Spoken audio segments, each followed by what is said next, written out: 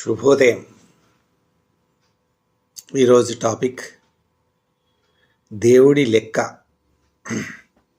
మనం అందరం అనుకుంటూ ఉంటాం, మనం ఎన్నో దానాలు చేస్తూ ఉంటాం, మాకు ఎంతో పుణ్యం వస్తుంది, దాని తర్వాత నేను ఎంతోమందికి ఇంత ఇచ్చాను, నాకు ఇంత లాభం వస్తుందని మనకు మనమే అనుకుంటాం.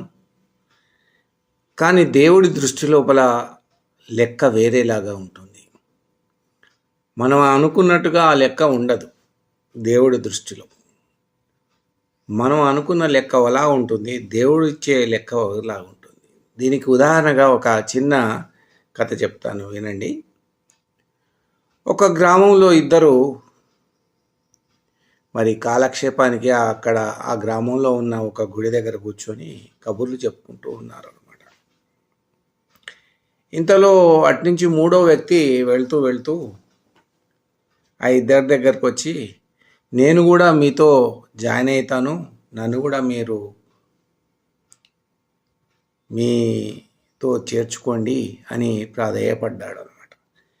దానికేముంది, మా లోపల మీరు కూడా చేరండి, అదేం భాగ్యమా అని ఆ ఇద్దరు అన్నారు. ఈ ముగ్గురు కలిసి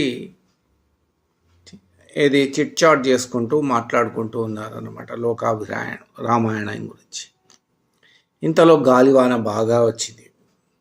ఆ గాలివానలో ఈ ముగ్గురు మెల్లగా గుళ్ళోకి వెళ్ళి కూర్చున్నారు. ఇంతలో చివరగా వచ్చిన మూడో వ్యక్తికి ఆకలి బాగా వేసింది. నాకు ఆకలి వేస్తుందని మిగతా ఇద్దరికి చెప్పాడనమాట.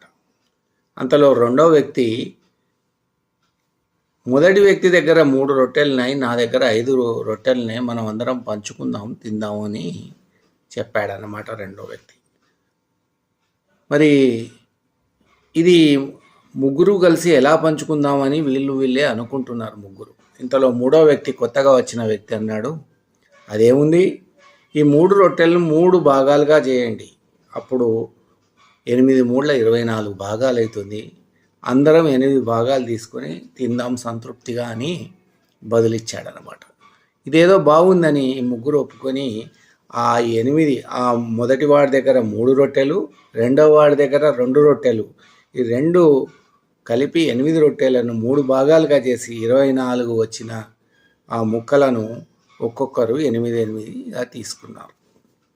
తీసుకొని ఆ రొట్టెలను తిని సంతృప్తిగా తిని ఆకలి తీర్చుకొని ఆ రాత్రి ఆ గుళ్ళోనే పడుకున్నారు. తెల్లవారుజాము అయిపోయింది. వెంటనే అందరు లేచారు. అదేవిధంగా మూడో వ్యక్తి కూడా లేచాడు. మూడో వ్యక్తి లేచి, ఇక నేను వెళ్తాను, మీరు నిన్న నాతోని కాలక్షేపం చేసి నాకు సహాయపడ్డారు, అదేవిధంగా నాకు రొట్టెలు కూడా ఇచ్చారు, మీకు చాలా కృతజ్ఞుణ్ణి అంటూ తన దగ్గరున్న 8 బంగారు నాణ్యాలు ఇచ్చి మీ ఇద్దరు పంచుకోండి అని చెప్పాడు అనమాట. చెప్పి వెళ్ళిపోయాడు అక్కడి నుంచి. వెంటనే మొదటివాడు, నా 8 కాయిన్లో సమానంగా నా 4 కాయిన్లు నాకు ఇచ్చేసే నాణ్యాలు, నేను వెళ్ళిపోతాను అన్నాడు.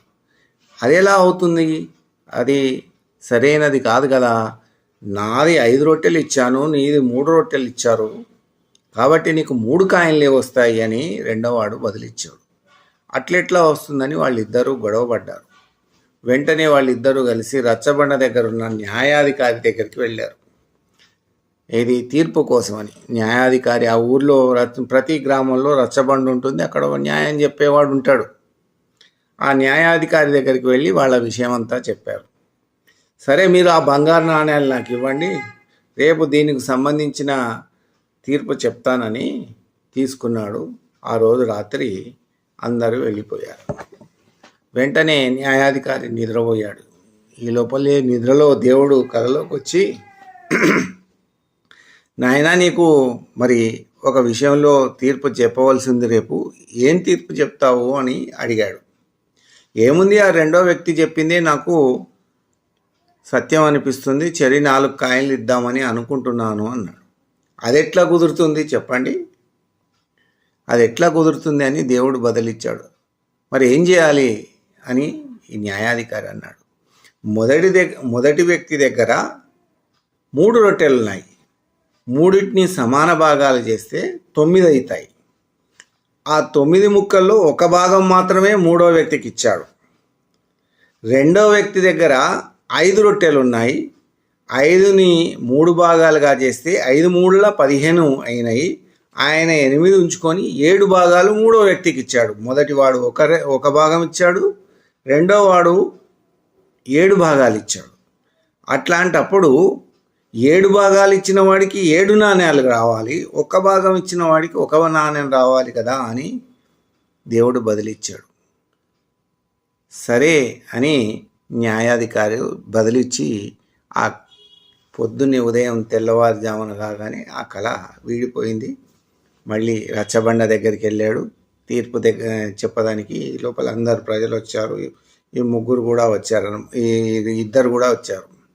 వెంటనే చెప్పాడు, మొదటి వాడికి 1 కాయిన్ ఇస్తున్నాను, రెండో వాడికి 7 కాయిన్లు ఇస్తున్నాను. అది ఎట్లాగో అంటే మొత్తం విషయం చెప్పాడనమాట.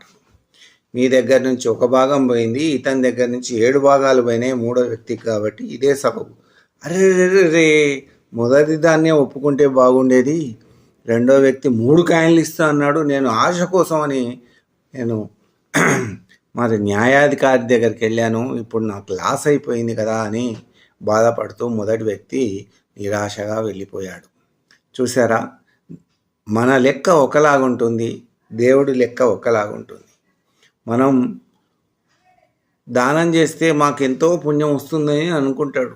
దేవుడు దాని లెక్క వేరే ఉంటుంది. ఆ లెక్కకు ఏదో సంబంధం